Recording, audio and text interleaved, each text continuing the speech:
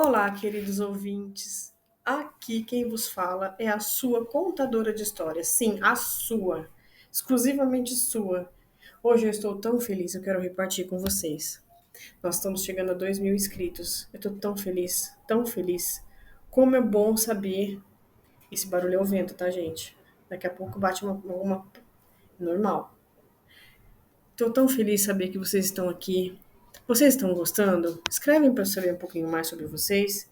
Eu gosto de participar da vida de vocês. Eu tenho tantos amigos aqui que têm meu WhatsApp. A gente conversa diariamente. É, não sou só um youtuber. Nós precisamos conversar. A gente precisa se conhecer. Combinado? Tudo certo? Então eu vou ficar aguardando quando você se sentir à vontade, se sentir confortável. Deixa seu likezinho aqui. Se inscreve. Oi, Débora, tudo bem? Faz tempo que eu acompanho, eu cheguei agora, eu sou de tal lugar. É bacana. A gente vai se conhecendo, combinado? Estou no interior de São Paulo. Todo mundo me pergunta, mas eu estou no interior de São Paulo. É difícil dizer para vocês que desde que eu comecei o canal eu já mudei uma vez, então. Mas eu sou de Ribeirão Preto, é minha terra natal. Já morei em Minas, estou voltando para o interior e já mudei de novo. Bom, essa é um pouquinho da minha vida.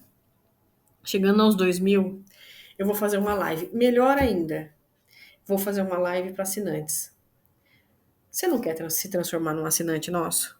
Sim, além de ter a vantagem de ter prioridade nos vídeos que vai ser postados, que vão ser publicados no canal, você ainda conversa diretamente comigo. Tô bolando aqui se eu consigo fazer um grupo só de assinantes. Bom, enfim, vamos amadurecer essa ideia.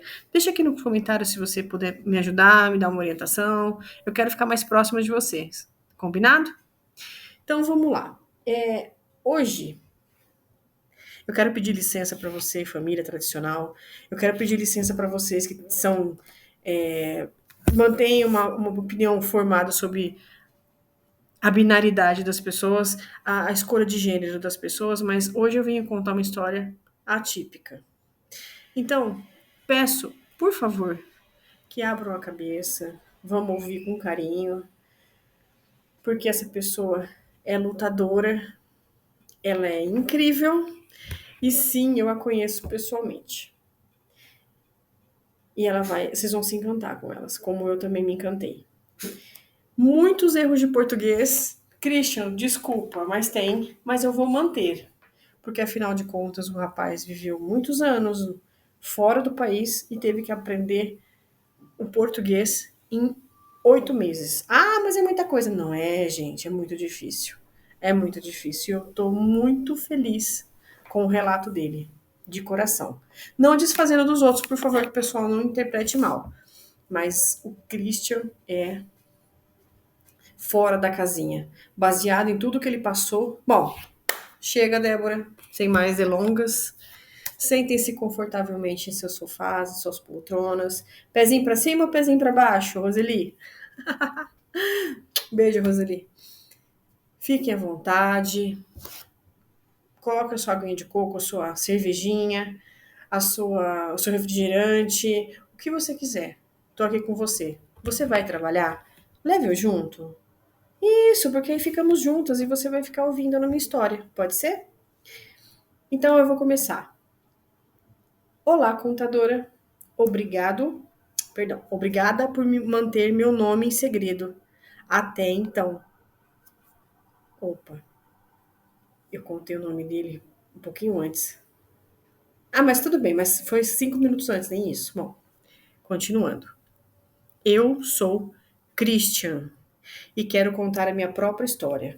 Bom, eu nasci na Cracóvia, fica no país chamado Polônia. Vivi apenas 3 anos com os meus pais. Eu era muito pequena, sim, pequena. Nasci com o nome de Thelma Brown. Brown. Brown. Bom, se eu falei errado, Christian, ó, desculpa, tá? Era filho de Rose, uma costureira, e Olavo, um empresário no ramo de alimentação. Eu não tive irmãos. Cresci, meus pais tinham uma casa própria. Tinha tínhamos uma condição financeira muito favorável e, graças a Deus, tínhamos uma saúde maravilhosa. Éramos felizes na medida do possível, porque acima da Cracóvia, peraí, porque o clima da Cracóvia não nos deixa limitados, porque é um clima úmido e frio a maior parte do ano.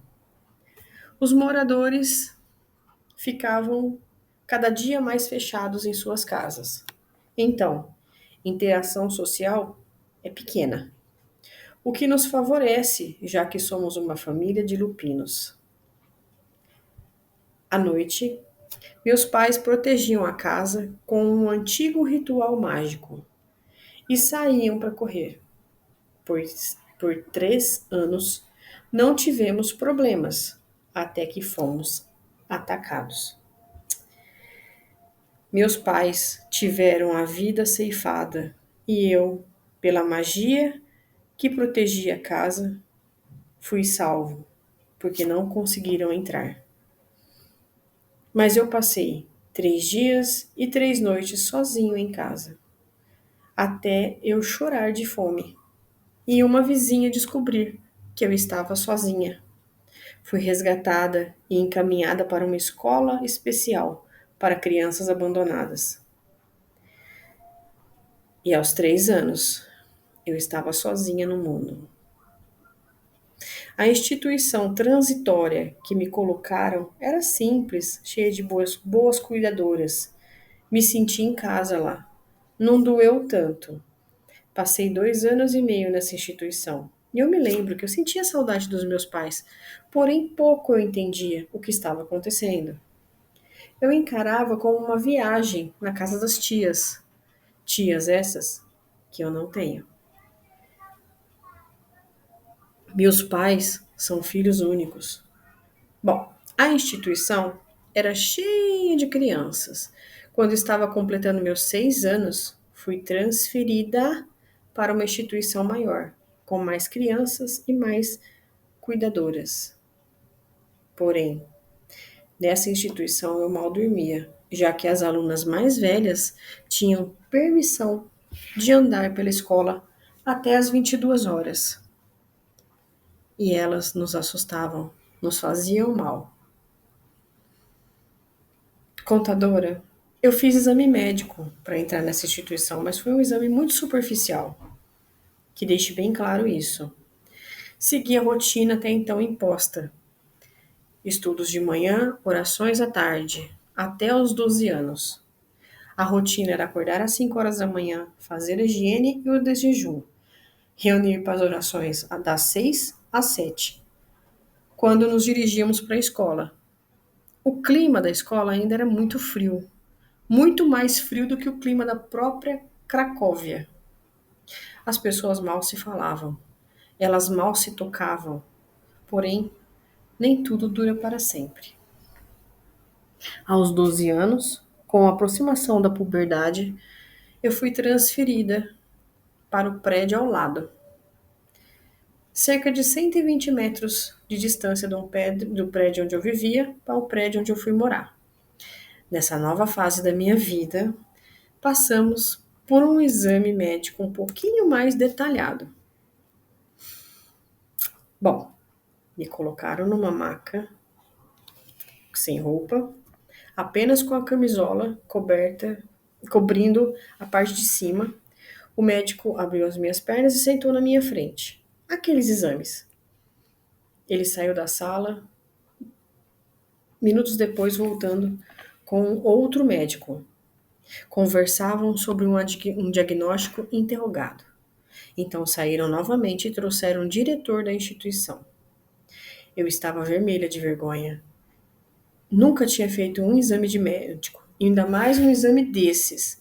E agora 3 homens estavam me olhando. Eu me sentia verdadeira libertina, de pernas abertas e 3 homens ali, olhando inclusive a minha intimidade. Foi quando eles se tocaram e pediram para colocar as roupas. Segui para a sala ao lado, Me troquei e voltei aonde eles já estavam me esperando. Olharam para mim de forma tensa e simplesmente disseram: Thelma, seu corpo é especial. Seu corpo é diferente dos outros corpos. Você possui dois gêneros. Pedimos que não diga qual você se identifica. E, assim, mantenha esse. Eu estava chocada. Eu não sabia o que era gênero e muito menos o que eu tinha dois. Afinal, eu tinha feito meu primeiro exame e nele, pessoas estranhas que eu nunca tinha visto na vida descobriram que eu era então uma hermafrodita. Aquela conversa me deixou com pensamentos acelerados. Eu tinha desejos que achava até então estranhos para minha idade. Eu me pegava vendo as meninas tomando banho. Eu nunca tomava banho com elas, porque eu via meu corpo diferente do delas. Eu sabia que tinha alguma coisa diferente, não errada, mas diferente. Mas não doía, não machucava, às vezes ficava maior, mas ainda assim eu sabia lidar com isso. Enfim, como não doía, não machucava, eu não chamava o médico. A questão é que os problemas só aumentaram. Depois de me observarem por 3 dias, descobriram que eu olhava as meninas de uma maneira diferente. E então levaram até uma da escola e eu saí da escola me despedindo das minhas amigas. E então meu cabelo foi cortado, minhas roupas foram trocadas e eu fui rematriculada, agora com o nome de Christian. Thelma e Christian são a mesma pessoa. Sou eu. Para dar maior credibilidade ao caso, eles cortaram meu cabelo estilo militar. Eu fiquei completamente diferente de uma menina. E entrei para o prédio dos meninos. A escola separava meninos de meninas. As meninas eram treinadas para ser femininas, trabalharem em ofícios femininos, como costura, casa, obras de arte. Já os meninos eram treinados para guerra e para montarem uma família. A escola masculina era chamada de escola alfa e treinavam homens como loucos. Eu treinava junto com os homens. Aliás, eu parei de me esconder, porque a parte que eu tinha de mulher já era escondida pela parte masculina. Minha transformação veio aos 13 anos. A maioria dos lupinos acontece aos 14 para frente. A minha veio antes. Talvez a minha mente entendesse que eu precisava sobreviver. Talvez. O problema é que eu comecei a sangrar. Ouvintes, por favor, não me permita ser tão óbvio. Meu lado feminino ainda estava vivo no meu corpo, mas não estava na minha mente. Mas o corpo fazia o período. E imagina isso no meio de tantos homens lupinos. Eu implorei ao diretor Lavinsky que me desse medicamento para cessar esse período. Ou melhor ainda, que regredisse meu lado feminino. Para isso, eu treinava mais, me alimentava melhor e eu implorava por hormônio masculino, que nunca veio enquanto eu estava na escola. Então, era questão de sobrevivência realmente. Os homens eram tratados com grosseria, cheios de manias, cheios de raiva. Os professores falavam conosco ao grito para nos manter cada dia mais irritados e seguir eles de maneira cega. Nós tínhamos que seguir eles de maneira cega, atendendo a pedido deles sem questionar. E foi quando as ordens começaram. O diretor, que não me dava testosterona, lembram? pediu para 3 lupinos já transformados para seguir até a igreja e verificar o que os padres estavam planejando. Estranhamos o pedido, mas lembram-se fazer tudo o que eles pedem sem criticar, sem questionar. Saímos em corrida e alcançamos a igreja. Foi rápido. O que não esperávamos era que encontramos 2 canes protegendo a igreja. Seja como for, nossos líderes não estavam errados, já que tinha canes protegendo, alguma coisa importante acontecia lá dentro. Estávamos em 3. Porém, 2 canes são mais fortes, mas esses não tinham o mesmo treinamento que nós. E claro, vencemos. Não foi fácil, porém vencemos. E descobrimos que os padres estavam falando em denunciar o diretor da escola e assumir, então, a diretoria da escola. Assim que chegamos na escola e passamos a informação do que aconteceu, o diretor convocou a Ordem Alfa e os padres desapareceram. E o Vaticano disse que abandonaram a igreja. E essa foi a primeira missão, mas não foi a última. Bom, a segunda missão foi mais longa. Éramos agora em 12 jovens, todos lupinos. Seguimos para uma fazenda, propriedade de uma autoridade local. A missão era observar o que acontecia à noite naquela área. Achávamos que era apenas uma noite de observação. Assim que chegamos, não vimos nada fora do normal.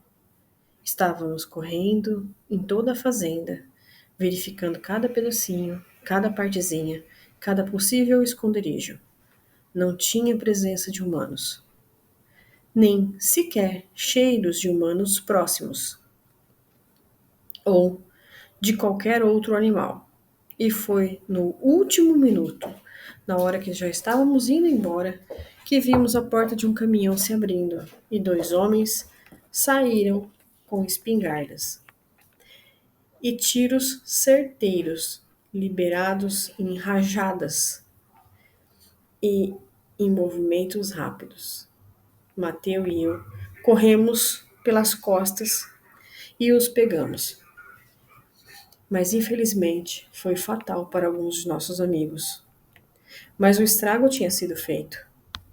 Aproveitando que não tinha mais ninguém ali, fizemos a besteira de olhar dentro do caminhão e vimos que estava carregado de crianças pequenas.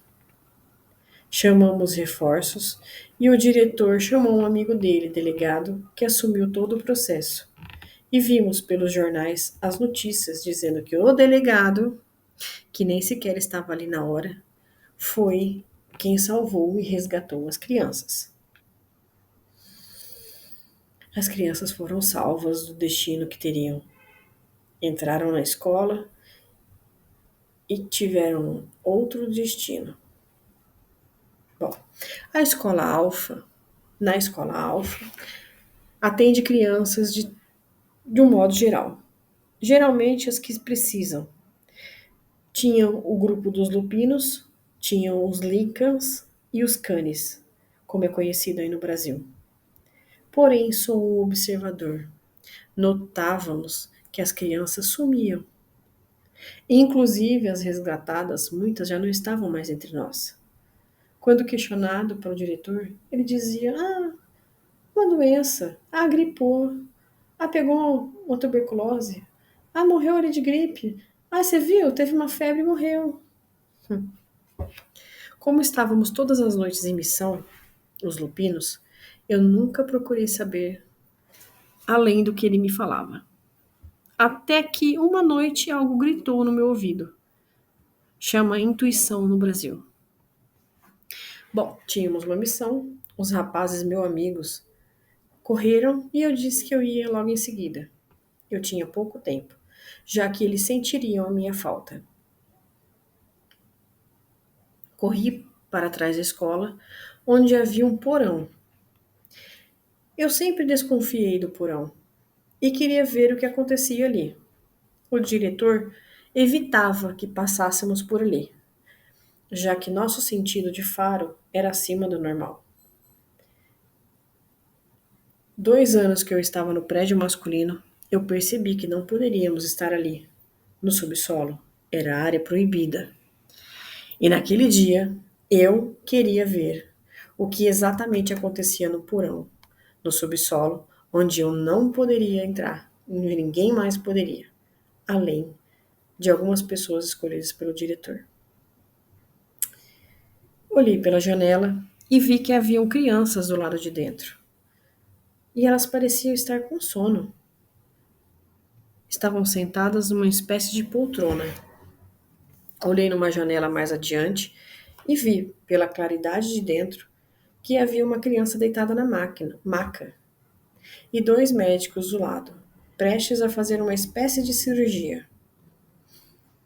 Do lado de fora, um carro aguardava, ainda com o motor ligado.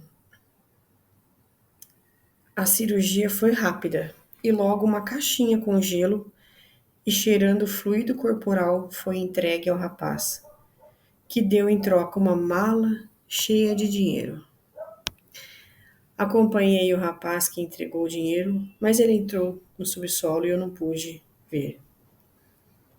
Corri para os meus amigos e percebi que eles tinham ordem de acabar comigo. Pelas atitudes deles, eu percebi. Eu conhecia o modus operandi e eu sabia que a missão era eu. Corri para a mata e atravessei a fronteira do país, sem documento algum. Na manhã seguinte, nu, bati numa casa simples que me acolheram e me deram roupas. E eu saí. Enfrentei dias de viagem, comendo pequenos animais à noite e de dia batendo em casas. Meu cheiro ficou horrível, mas eu consegui finalmente chegar à Eslovênia e lá permaneci, trabalhando em clubes masculinos. Afinal, eu era uma mulher num corpo de homem. Ou seria um homem com... Enfim, é difícil explicar, até para mim. Seja o que for, o que eu era fez sucesso ali, já que eu tinha meu segredinho encoberto pelo gênero masculino, pelo órgão masculino, né? Bom, mas ainda assim, eu tinha. Lá eu estive e não me orgulho disso, mas lá eu vendia, sim, o meu tempo por dinheiro. Na realidade, quem me contratava estava mais interessado no corpo masculino. E eu ganhei muito com isso. Fiquei nessa vida por 3 anos. Somando agora, eu tinha 19 anos. Sabia que me procuravam.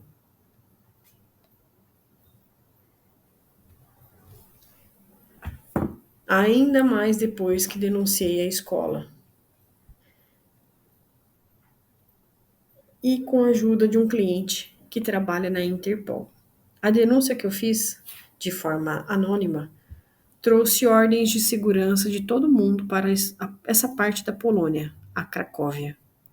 FBI, Interpol, polícia local, enfim. A escola foi revirada e para tudo o diretor tinha uma justificativa segundo a justiça plausível.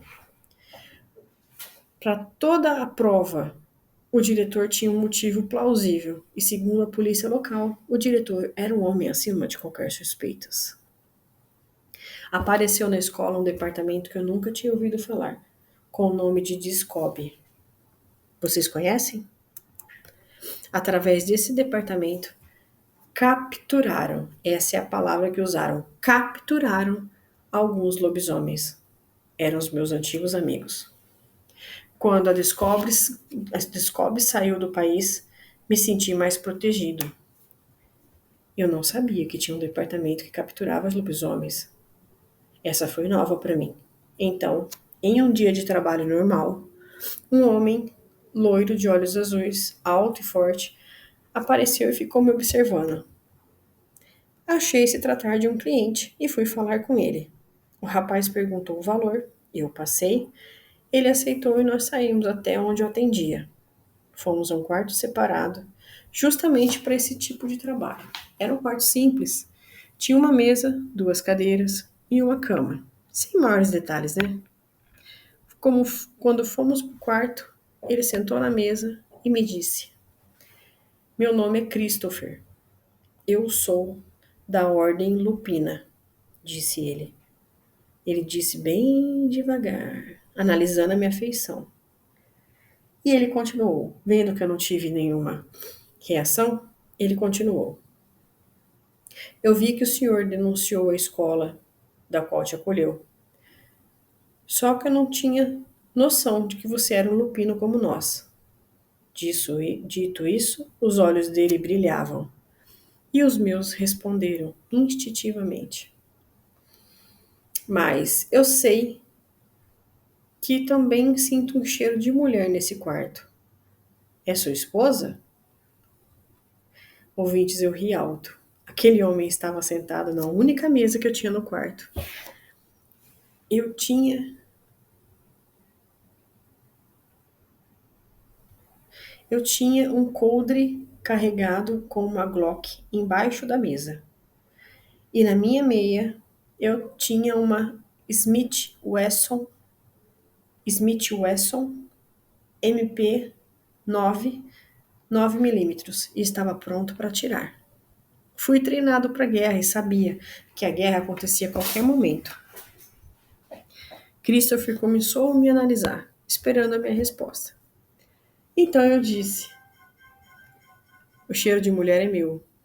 Eu sou uma hermafrodita. Ele levantou a sobrancelha e baixou em seguida, e disse: Para mim você parece um homem. E eu gargalhei. Acho engraçado como as pessoas ficam sem graça quando o assunto é gênero. Christopher então disse: Sou membro da ordem, como eu disse. Estamos procurando 4 crianças brasileiras e achamos que elas foram supostamente trazidas para cá. Achamos que ela está naquela escola. Entendo. É por isso que você me procurou para... Rapaz, para que mesmo você me procurou? Sim, você sabe que as autoridades não conseguem descobrir nada. Aquele seu diretor é muito safo. E se eu levar você lá, digo, se, somente se eu levar você lá, o que eu vou ganhar? Eu disse, e foi a primeira vez que ele riu. Queremos que você venha conosco. Até a escola? Não. Até o Brasil. E por que eu iria fazer isso, Christopher? Porque você é uma joia. Porque temos a melhor equipe para se trabalhar e porque somos uma família. Ele disse. E vamos combinar que ele é bom com palavras. Família era exatamente o que eu queria. Era exatamente o que eu precisava. Você veio falar comigo porque você é o homem das melhores palavras? Eu perguntei. E ele sorriu. Sim, ele respondeu. E se eu não quiser ir com você? Ele franziu a testa e perguntou: Você prefere ficar aqui nesse frio lascado com essas pessoas fechadas, sem amor, sem carinho? Eu entendo. Mas saiba que os brasileiros são calorosos. O clima é maravilhoso. As pessoas são incríveis. E como eu te disse, somos uma família lupina. E nos chamamos de A Ordem. Ouvintes, vamos confirmar. Ele era bom de argumentos. Eu não via, eu não me via fora da Polônia, porém, eu estava fora da Polônia. Eu estava na Eslovênia. Então, estava tudo diferente do que eu pensei. Eu não queria tirar conclusões precipitadas. Então, eu respondi: Eu te mostro o lugar e resolvo se vou com vocês depois, combinado? Até lá, você pode se arrepender do convite. Eu duvido. Ele disse se levantando e abrindo a porta.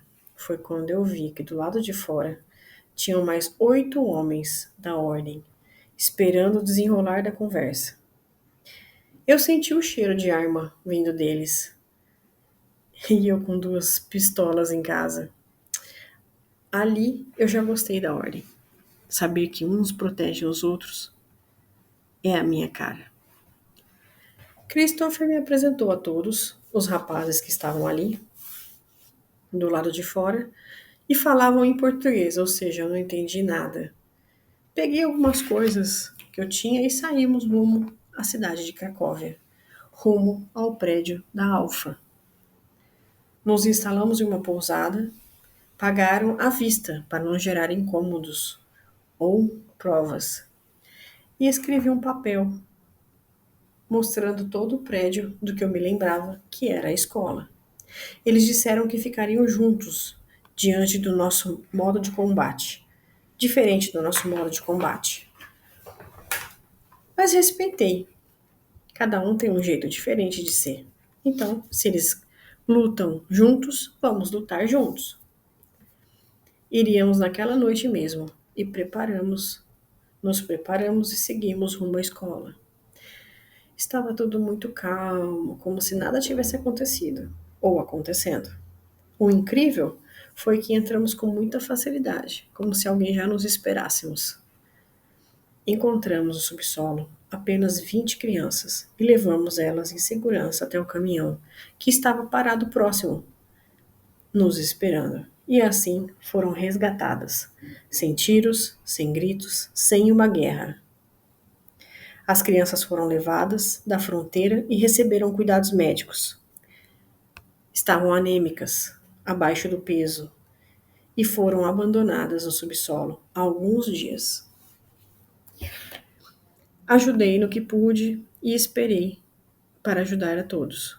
Eu me desdobrei para ajudar a todos. Soubemos que as crianças estavam contaminadas com um vírus forte. A ordem era salvar todas as crianças, mas aos poucos elas iam piorando. Foi quando surgiu uma ideia. Eu sugeri que as mordêssemos. Com a nossa saliva, elas poderiam se salvar. Christopher perguntou aos membros e a maioria concordou. Foram todas sedadas e mordidas. E em meia hora, mesmo sedadas, apresentavam melhoras. Christopher contou o acontecido a um homem por telefone e me entregou o aparelho. O chefe quer falar com você.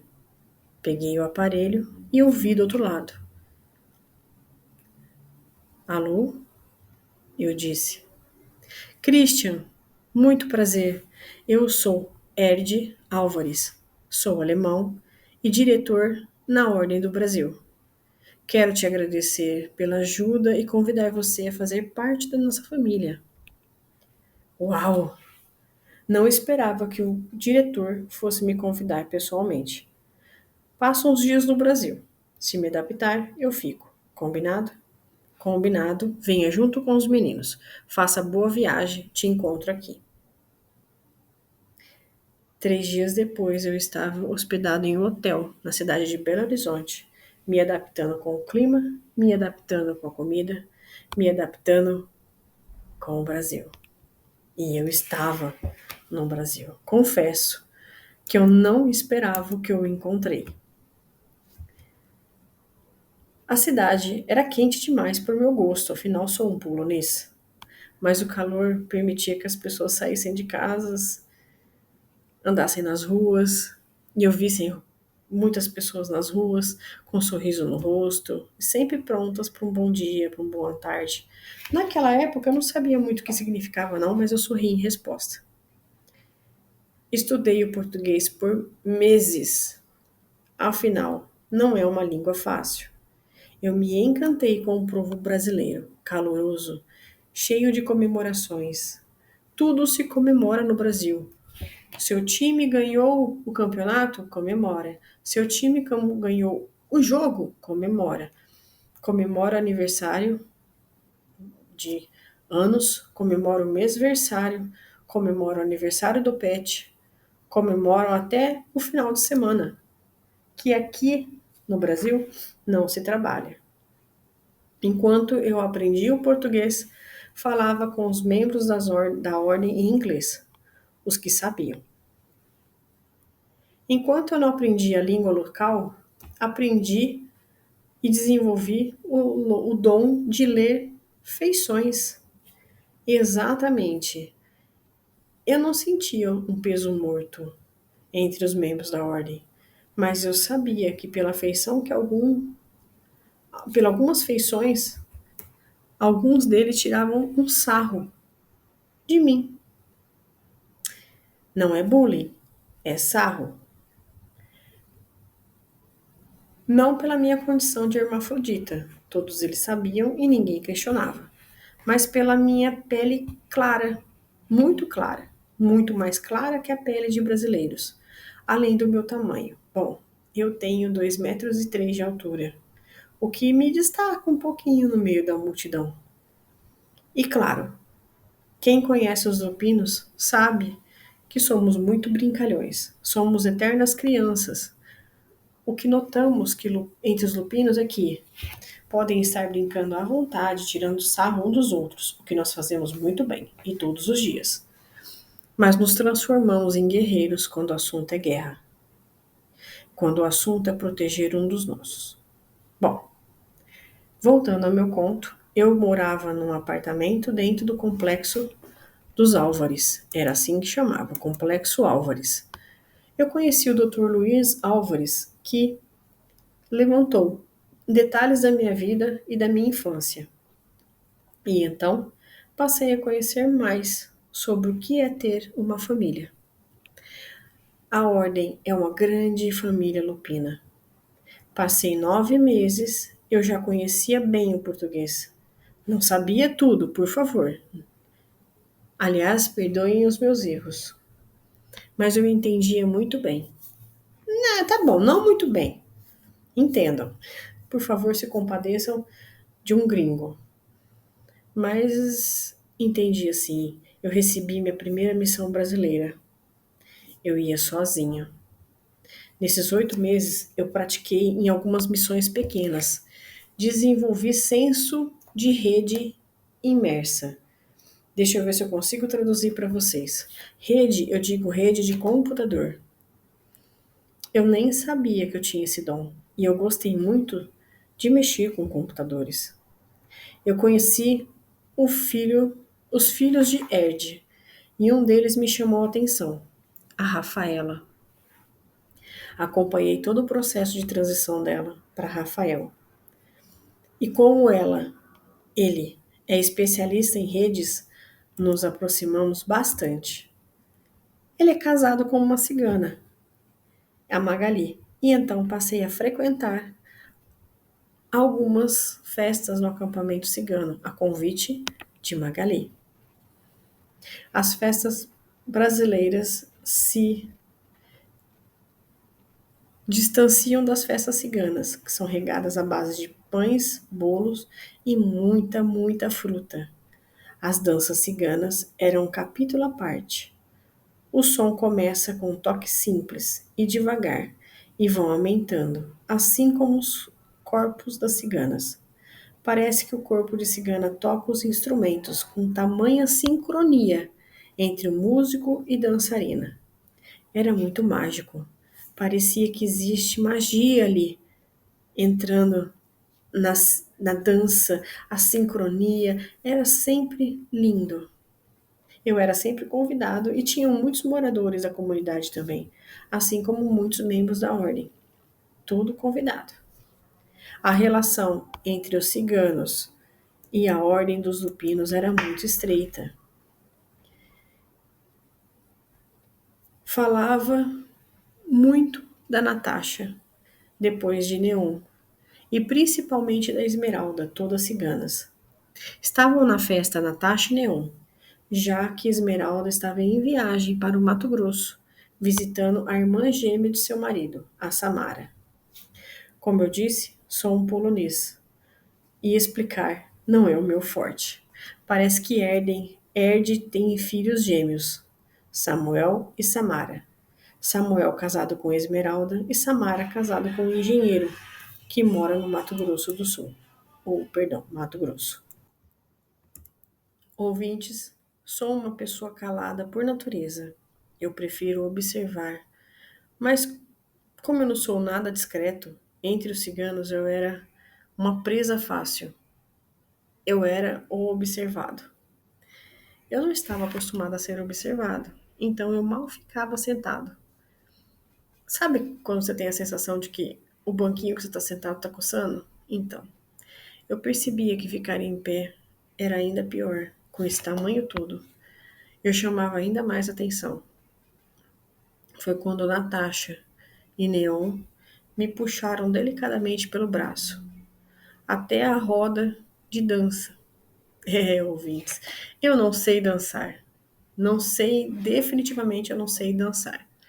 Eu sabia que eu ia pagar mico na frente de toda a ordem. Mesmo assim, eu não queria desfazer das duas, que são um doce de pessoa, já que eu fui adotado pela família.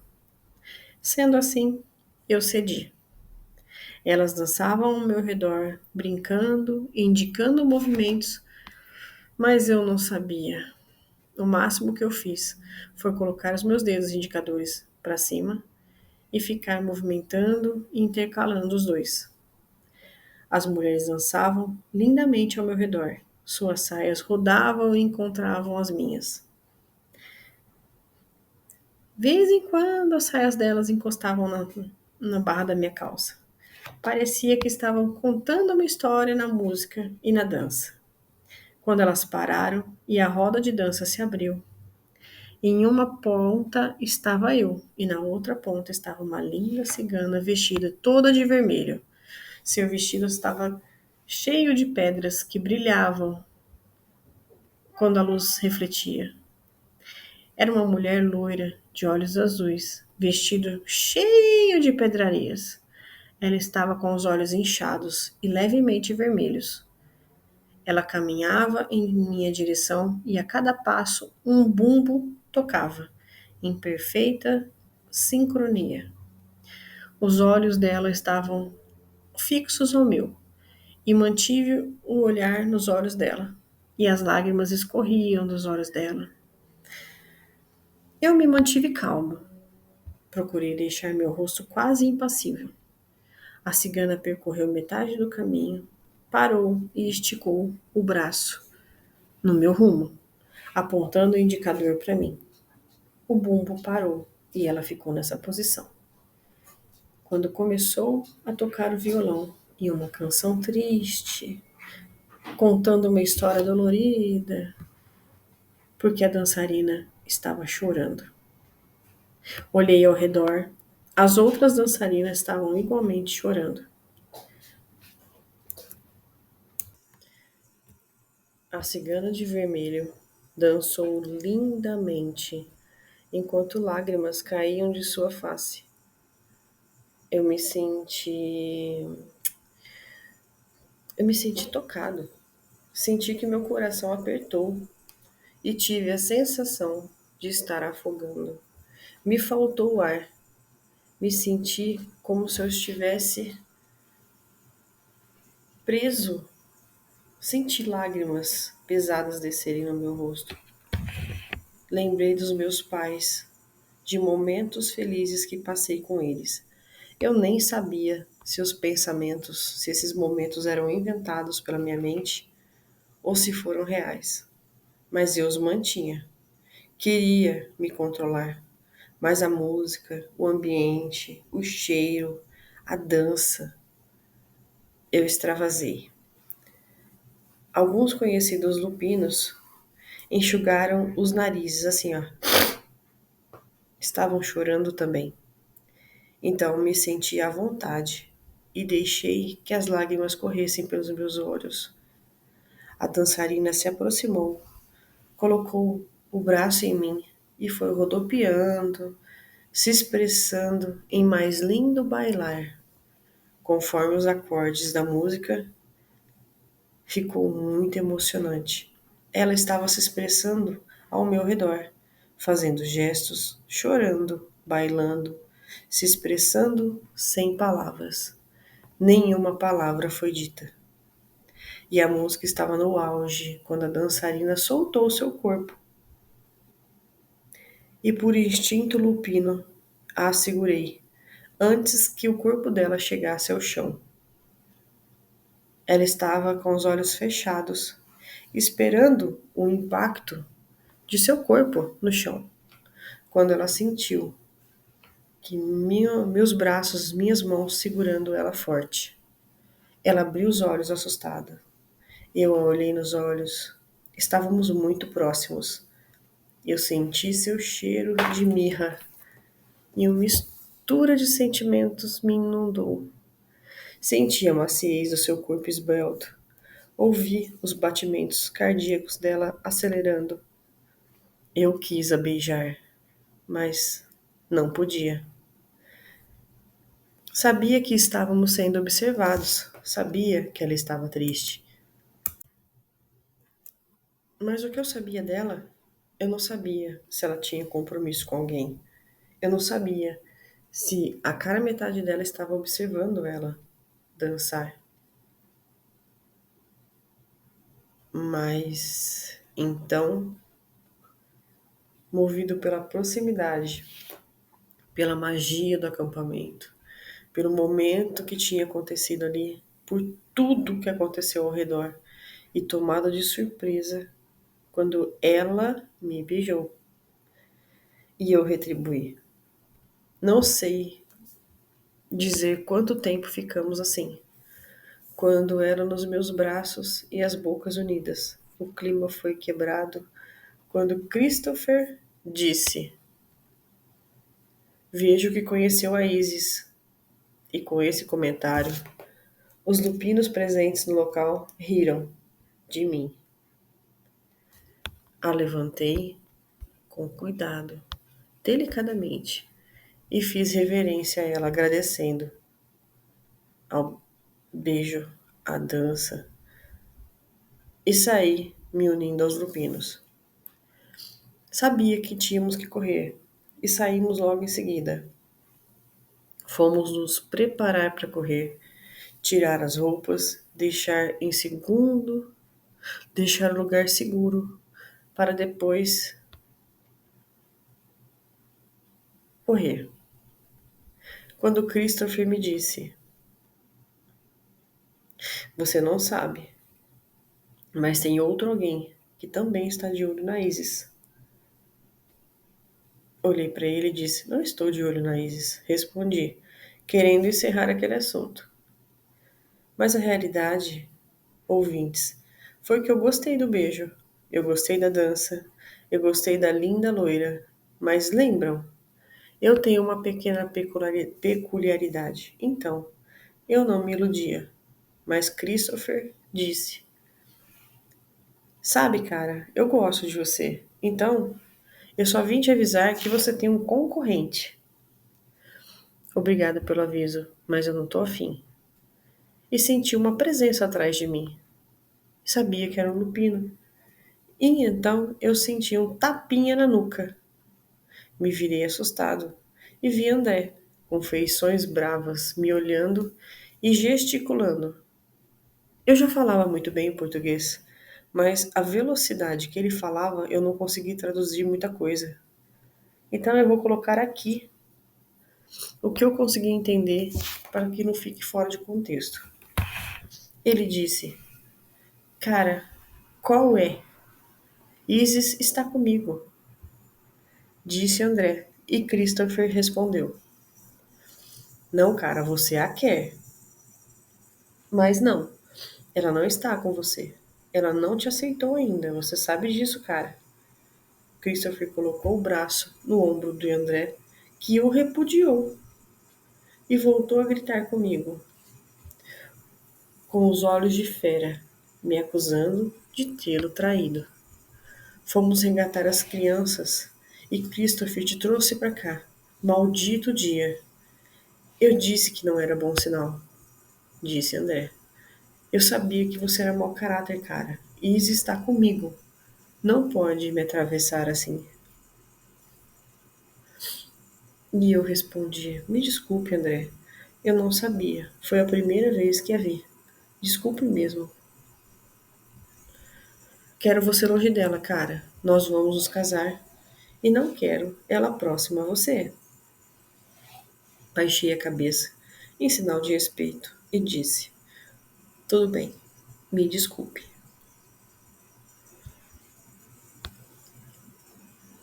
Ouvintes, eu tinha razão. Eu sabia que eu tinha razão. Afinal, ela me beijou. Tudo bem? Eu correspondi. Mas foi ela quem teve a iniciativa. E eu adorei. Mas foi ela. Eu retribuí.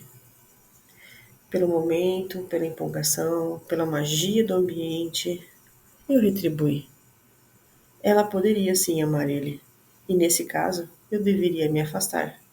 E faria, com certeza. E dei a minha palavra, finalizando a discussão. Eu não queria ter razão. Eu queria ter paz. Fomos todos correr. Fizemos algumas pequenas missões e antes de amanhecer eu já estava no dormitório. Quando dormi, sonhei com Isis. Estávamos no acampamento. Ela correu para me abraçar. Ela estava grávida e eu fazia carinho na barriguinha dela. Estava feliz no sonho, mas acordei com o despertador. E fiquei triste porque o sonho acabou. Me levantei para seguir a minha rotina. Estaria em campo nesse dia, avaliando as fazendas, cuidando das criações, mesmo que as criações não gostassem de mim. Talvez seja meu cheiro estrangeiro. Mesmo assim, eu insistia. Mais tarde, eu tinha que voltar ao dormitório. Eu sempre fiz tudo caminhando, sempre gostei de caminhar no Brasil. O Brasil permitia esses momentos com a natureza, então eu aproveitava todos. Da fazenda, da última fazenda vistoriada até o dormitório, eu segui por estradas de terra. Tinha mais alguns quilômetros na frente até chegar à cidade e enfim eu chegar ao meu dormitório. Quando eu estava fazendo a curva da estrada, senti um cheiro adocicado. Um cheiro que me era familiar, eu o conhecia, mas de onde? Aspirei mais uma vez e sorvi o cheiro delicioso. Então, as memórias da noite anterior vieram à minha mente e eu lembrei que era o cheiro de mirra. Sabia que tinha ciganos próximo. Sorri instintivamente. Mas os ciganos faziam ali? O que será que os ciganos faziam ali? Eram 17h30. Estava escurecendo. A estrada era perigosa naquele horário. Não era seguro andar ali, sozinhos. Ao me aproximar de onde vinha o cheiro, eu não vi ciganos, no plural, mas vi um cigano. Bom, uma cigana. Era Isis. Ela estava atrás de uma árvore, esperando alguém. Quando ela me viu, sorriu e vi que seu sorriso combinava perfeitamente com o seu rosto perfeito. Ela se aproximou e eu perguntei: Olá, boa tarde. O que faz aqui sozinha? Boa tarde, senhor. O senhor é sempre tão direto. Ela disse e sorriu. Eu me mantive sério. Então ela continuou. Eu estava esperando pelo senhor. Podemos conversar? Eu respirei fundo e disse: Eu entendi ontem, depois que deixei o acampamento, que você é uma mulher compromissada. Me desculpe pelo beijo. Eu não sabia que você era comprometida. Eu errei e peço desculpas. Eu disse. Quase nem respirei para sair toda a explicação, de uma vez só. Isis regalou os olhos, absorvendo cada palavra que eu disse. Ela colocou a mão na boca e acariciou os lábios como se lembrasse do beijo do dia anterior. E ela disse: Mas fui eu quem beijei o senhor, não o contrário. Mas eu permiti. respondi. E ela disse carinhosamente: Ainda bem que você permitiu. Ela disse sorrindo. Ela estava com a mão no tronco da árvore e a outra mão na cintura. O vestido, agora azul, caiu nos ombros e ela estava quase uma pintura, sem contar o cheiro dela. Eu precisava sair dali o mais rápido possível, senão eu a beijaria. E ainda mais. E eu queria mesmo, mas eu não podia. Eu fui avisado que ela tinha compromisso. Não era certo eu me envolver com ela ainda mais agora sabendo. Me virei e comecei a caminhar. Eu queria evitar problemas. Porém, ela veio atrás de mim, quase correndo para me alcançar. Por que está correndo? Ela disse, e agora com ainda voz mais sexy e sutil. Está com medo de mim? Continuei caminhando e respondi apenas E ela continuou a falar. Eu vim porque quero falar com você. Não temos o que conversar. Temos, sim. Nos beijamos ontem. Isis, no Brasil pessoas se beijam todos os dias, menina. Ela disse. Primeiro, parou à minha frente, exausta, respirando fundo, e continuou. Sou uma mulher, não uma menina. Depois, o que aconteceu ontem foi mágico, não vê? Você não sente? Ela disse, apontando meu coração. Eu olhei seus dedos pequenos, apontando meu peito. Retirei a mão dela com carinho e continuei caminhando, enquanto eu dizia: Não, eu não vejo. Eu só vejo que você tem compromisso. Ela se calou, mas seguiu em silêncio comigo. Assim que chegamos no acampamento cigano onde eu a deixei e ela ficou. Me virei, voltando para o dormitório. Mas antes de sair, ela disse: Eu não tenho compromisso com ninguém, mas você não acredita. Ela disse triste. Eu parei, ouvindo aquelas palavras, e ela ficou me olhando. Eu não via, mas eu sentia os olhos dela nas minhas costas. Eu ouvi o coração dela batendo rápido. Me virei devagar e respondi: Por que ele fala que você tem algo com ele então? Você tem um minuto? Ela perguntou. Respirei fundo. Por que ela queria tanto falar comigo? Por que ela queria falar comigo naquele momento e não durante a caminhada que fizemos? Caminhamos mais de 40 minutos e ela se manteve calada. Que estranho. Eu deveria ter saído dali, mas eu estava curioso. Então, voltei rumo dela e ela disse: Podemos nos sentar à beira do rio? Respondi: Já estava usando. Ah, então podemos só sentar? Eu estou cansada. Confirmei com a cabeça e respondi sim. E ela pediu para eu acompanhar ela. E ela entrou no acampamento. Então venha. Aquilo era uma armadilha. Deixei ela entrar e me afastei, correndo rápido em direção contrária, rumo ao dormitório. Eu não olhei para trás. Não queria problemas. Eu não queria mais problemas, quero dizer, além dos que eu já tinha. Chegando no dormitório, me senti seguro. Me alimentei e estava saindo para correr quando um sono muito forte me acometeu. Achei que estava cansado demais por conta do dia, devido à caminhada, mas isso não era normal. Eu nem sempre ficava doente, mas foi insuportável sentir o sono. Então, me deitei e adormeci. E eu sonhei com Isis de vestido vermelho, com as mãos na cintura e me olhando triste. Quando eu me aproximei, querendo abraçá-la, como aconteceu no último sonho, ela não me abraçou. E ela disse: Por que me deixou sozinha?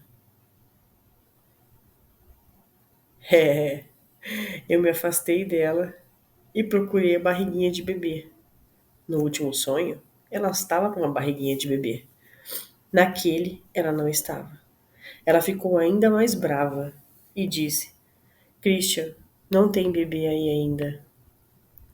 Eu ia te explicar, mas você se foi, me deixando sozinha. Eu ia explicar, mas você se foi. Estranhei ela dizer isso, mas eu sorri. Queria bons sonhos, não queria guerra, não queria briga.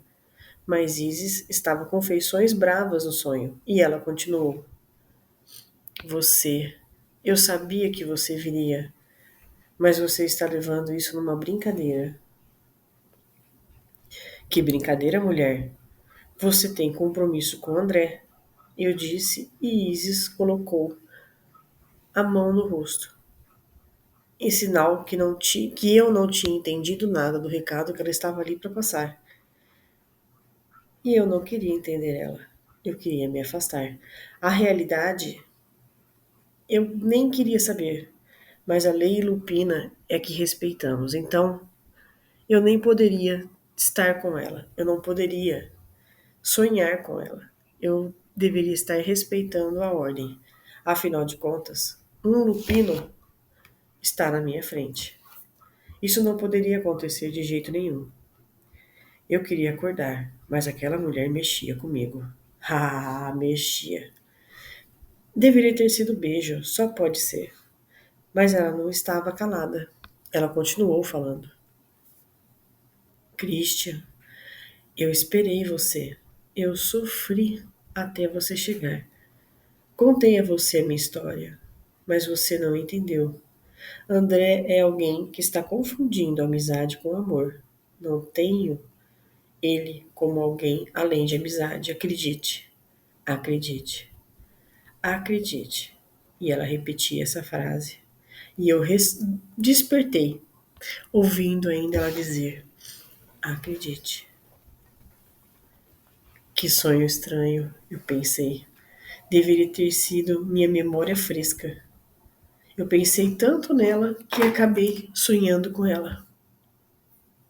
Sonhando com algo que foi rompido. Afinal, eu não sabia o que ela queria. Bom, saí para correr e resolvi rodear o acampamento cigano, que naquela hora ainda estava acordado. Senti o cheiro deles antes de ver André, próximo a eles, olhando Isis. Eu sabia que se ele me visse, ele brigaria comigo. Então corri para outra direção. Segui para minha missão sozinho. Assim que cumpri, voltei ao acampamento. Eram mais de 5 horas da manhã. André estava lá, ainda, ao lado de uma tenda vermelha, com um mensageiro dos ventos na porta, que não era difícil saber de quem era. Fiquei com pena dele e segui até o dormitório. Tomei um banho para deitar e dormir algumas horinhas. E descansei profundamente, sem sonhos, sem problemas dessa vez. Quando acordei, ainda estava sonolento e eu senti alguém dormindo comigo. Alguém menor, pele macia, cheiro de mirra. Levantei assustado. A hora que eu levantei da cama, acendi a luz, não havia ninguém no quarto. Só eu. Como isso era possível? Será que eu estava enlouquecendo? Não, eu não queria isso para mim. Eu era livre. Eu queria viajar. Queria encarar missões longe, longe daquele clima, longe daquele acampamento, longe daquela mulher e longe de problemas. Solicitei junto a Ed uma missão, que achou estranho eu querer me afastar. Ele relutou, mas eu insisti tanto que ele me deu uma missão. Eu seguiria em uma semana para Goiânia. Dias antes de eu ir, eu fui convidada a uma festa no acampamento. Eu aceitei. Não queria deixar alarde. Preferi ficar num canto, escuro, ser menos visto, que era impossível, já que os ciganos são pessoas acolhedoras. Bom, a dança começou e eu comentei com Christopher que ia sair de lá. Ele confirmou. E eu estava saindo, quase chegando à estrada, quando eu escutei alguém chorando. Eu não queria ir ver quem era. Eu queria sair de lá o mais rápido possível, mas meus instintos me fez olhar quem era. Segui o rumo de onde escutei os choros, procurei de onde vinham os choros e segui para descobrir quem era. A minha surpresa foi grande ao ver que quem chorava estava sentada de costas para mim a um canto de uma tenda vermelha. Eu paralisei ao ver que era Isis. Ela estava encolhida, com as mãos no rosto e chorando. Ao me aproximar, ela disse sem me olhar: Soube que você vai embora em alguns dias. Respondi que sim, e ela se virou para mim, me olhando nos olhos, e perguntou: Por quê? Por que quer ir embora? E ela se aproximou. Eu esperei você. Sonhei com você todo esse tempo. Sua vinda para o Brasil me deixou feliz, me manteve na racionalidade, porque eu sabia que você viria. Como sabia? Perguntei, incrédulo. E ela me olhou nos olhos e respondeu: Eu sonho com você todas as noites, desde os 18 anos. Quando conheci Marcos, pela aparência, achei que fosse você. E fui procurar descobrir, mas vi que não era. E voltei a sonhar com você, diariamente, como se fosse um aviso, um presságio de que você viria. Eu sorri, incrédulo, e disse: Como sabe que sou eu? Ela sorriu, se aproximou de mim e então ela disse: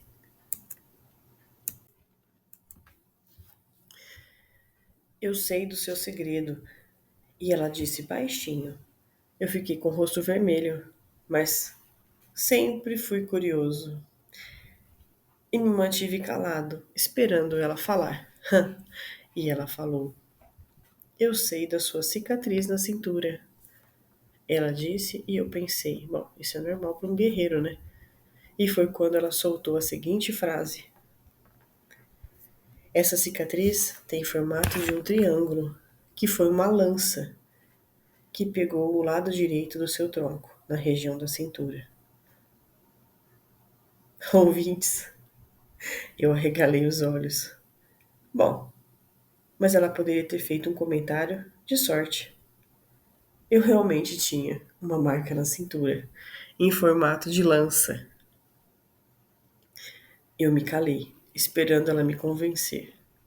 E ela disse: Eu sei da sua marquinha de nascença, em forma de morango, no ombro direito, que aliás era seu apelido na escola infantil.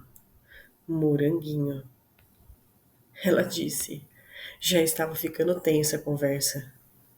E sentem-se, porque vai ficar ainda mais. Ela encostou em mim, pendurou seus braços no meu pescoço e disse baixinho: Eu quero saber o tamanho da marquinha que está na florzinha.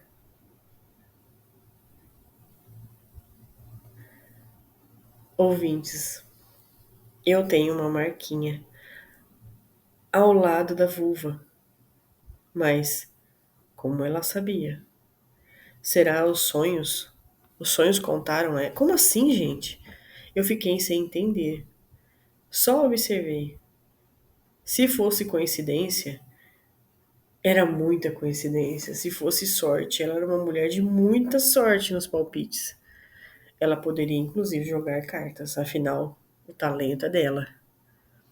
Ainda estava sem reação quando ela me deu o golpe final. Eu fico feliz por você ter optado por gostar de meninas. Não sou trans, eu disse. Não, você é bigênero e escolheu o gênero masculino. Sorte a minha, ela disse, próximo à minha boca, e me beijou. E eu permiti, pela segunda vez eu permiti ser beijado. Permiti estar com ela, mesmo que estivesse enfrentando a ordem. Poxa, eu me lembrei da ordem. Eu tentei me afastar, mas ela foi rápida e começou a acariciar a minha intimidade. As duas, os dois órgãos. Eu paralisei. Ela baixou a minha calça e acariciou primeiro com as mãos. E já estava com 1000 pensamentos na cabeça. Depois, como se eu não pudesse aguentar mais, ela experimentou então com a boca. E a minha racionalidade se foi. Em 1 minuto, peguei Isis no braço.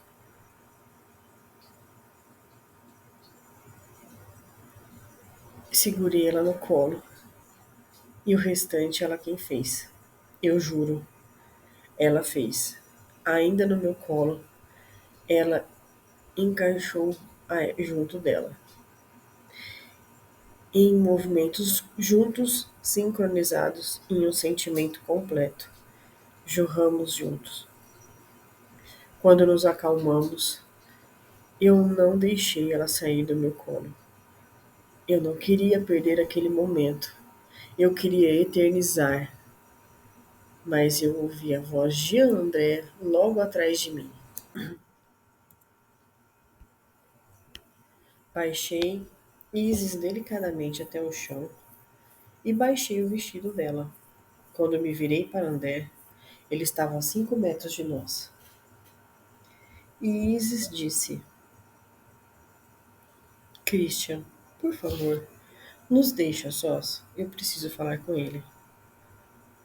Eu tentei ficar ali. Tentei permanecer. Eu queria a defender. Queria ver pessoalmente o desenrolar da história. Mas ela negou. Então, saí, deixando eles a sós. Era o momento deles se resolverem, eu entendia isso. E era o meu momento de sair de cena. Eu os deixei e saí. Contrariado, mas saí. Estava me afastando quando eu escutei os gritos dos dois discutindo. Eu caminhava até o alojamento enquanto grossas lágrimas caíam dos meus olhos. Eu estraguei tudo. Entrei no quarto, organizei minha mala e solicitei um táxi de aplicativo. Eu ia para o aeroporto. Eu ia adiantar a minha partida. E na madrugada eu embarquei para Goiânia, em missão. 4 meses depois, eu estava sentada embaixo de uma árvore observando um grupo de rapazes cercados por cães. Não podíamos nos meter até o comandante dar sinal. Vi enquanto os cães os eliminaram. O comandante estava em silêncio. Naquele dia não houve confronto, porque o primeiro no comando não quis. Estranhei, mas me calei. Eu tinha muito problema para resolver. Eu não queria mais um problema com o meu capitão. A missão daquela noite terminou. Soubemos que no dia seguinte teríamos palestra com uma moça. Vou chamar ela aqui de Rubi. Sentei junto dos demais na palestra e vimos uma moça entrar. Ruiva, olhos castanhos, estatura mediana. Ela entrou e falou sobre a importância de não julgarmos. Até deveríamos ouvir mais o que ela disse, mas eu vou deixar para outra pessoa contar. Ela disse que nós devíamos ouvir os dois lados antes de tomarmos uma atitude. E disse que os rapazes da noite anterior eram delinquentes e por isso não nos metemos. Insisti em prestar mais atenção, porque afinal de contas era eu que estava questionando, né? E eu nem pensei em nada a respeito. A palestra foi agradável e muito educativa. Não conseguia parar de pensar em Isis durante a palestra. Afinal, eu saí da cidade sem sequer falar com ela, né? Eu não ouvi o lado dela. Bom, eu não despedi dela. Mas essa hora ela já estaria casada com André e André a faria feliz. Estava tudo certo. Eu só tinha que esquecer ela. Ou pelo menos pensar menos nela. Terminada a palestra com Rubi, a consultora Rubi foi atender os lupinos. E eu queria estar sozinho. Fui a um canto da sala, peguei um copo e enchi de água de bebedouro, enquanto ouvi alguém chamar meu nome. Christian? Era a voz de André. Fechei os meus olhos, respirei fundo antes de me virar. Reconheci André, ao lado de Rubi, vindo em minha direção. Abri um sorriso fraco e os cumprimentei. Christian, que bom te ver, cara. Bom te ver também. Espero que esteja bem. Eu estou sim, obrigado pela pergunta. E quando é o casamento? Eu perguntei. André sorriu e disse: mês que vem, eu te envio o convite. Meu coração gelou e, ao mesmo tempo, se partiu. Ele não havia casado com Isis ainda. Eu respondi: não se preocupe com o convite, eu estarei em missão. Mas faça a Isis feliz. E eu tentei sorrir. André me olhou sério e completou: Isis? Ah, você está dizendo que eu a convidei para sair? O clima ficou tenso. Rubi olhou para baixo e eu entendi que eu tinha dito algo errado.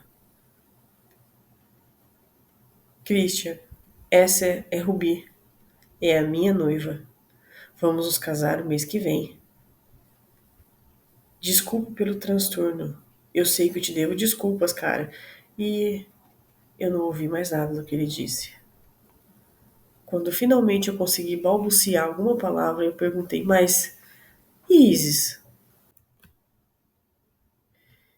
Ele deu uma piscadela e disse: você deveria ver com seus próprios olhos. Ele tocou no meu ombro e se despediu. Assim que terminou o evento, solicitei uma passagem para BH e eu embarquei logo no próximo voo. Cheguei em algumas horas e fui direto ao acampamento cigano. Pedi permissão, entrei e os ciganos me olhavam alegres. Eu caminhava procurando Isis, mas eu não dizia nada, só os cumprimentava. E eles vinham atrás de mim, sorrindo. Estranhei isso, mas eu não disse nada. Segui para onde eu lembrava ser a tenda de Isis. Ela não estava lá.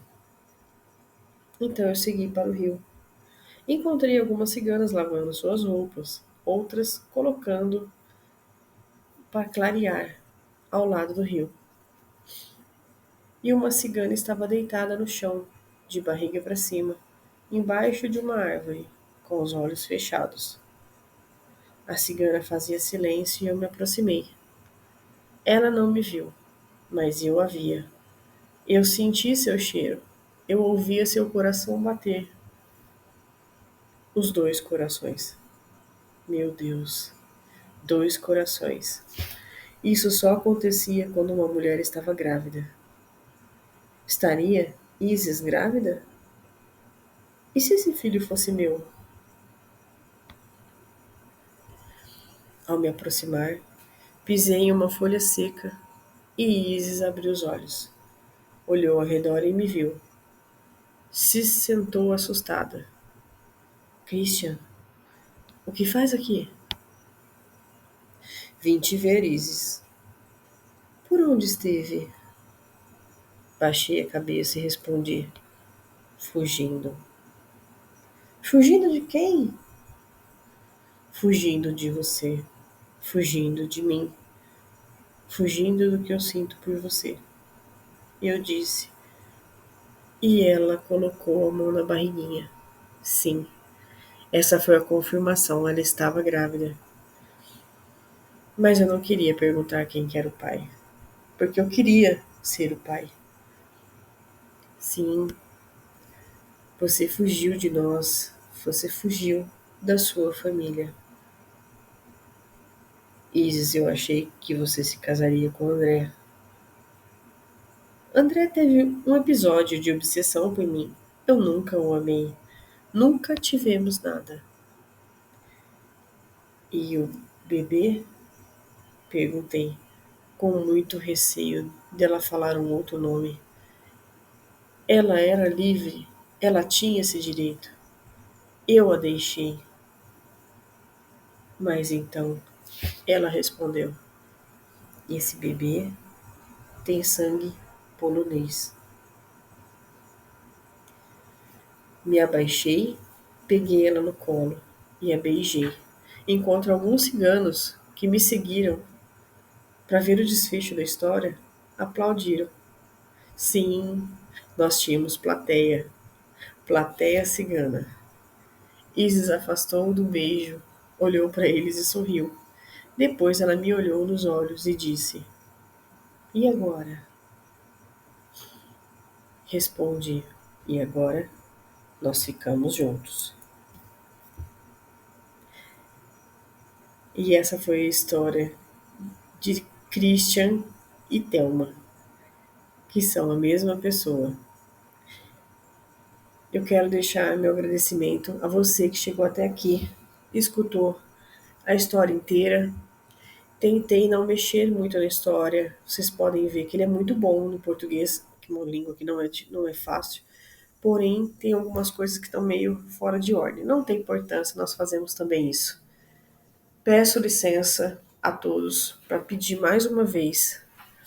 Nós estamos fazendo vídeos especiais para quem está assinando o nosso canal. Vou deixar algumas lives, além de alguns vídeos especiais, alguns cafés que a gente pode conversar, algumas perguntas que vocês podem me deixar, eu posso responder, combinado? E mais uma coisa, nós estamos pensando num formato diferente para o canal. Ah, você vai deixar de falar? Não, vou falar de mais coisas. Nós queremos colocar toda terça-feira contos, toda quinta-feira a cartomante e o lobisomem, que tem bastante, graças a Deus eles mandaram bastante histórias. E todo domingo as maledites. Me fala, por favor, se vocês querem. Eu gostaria de fazer o canal de acordo com o gosto de vocês, combinado? Meu muito obrigado por estarem aqui. Um abraço para todos vocês e nos vemos então até o domingo. Beijo.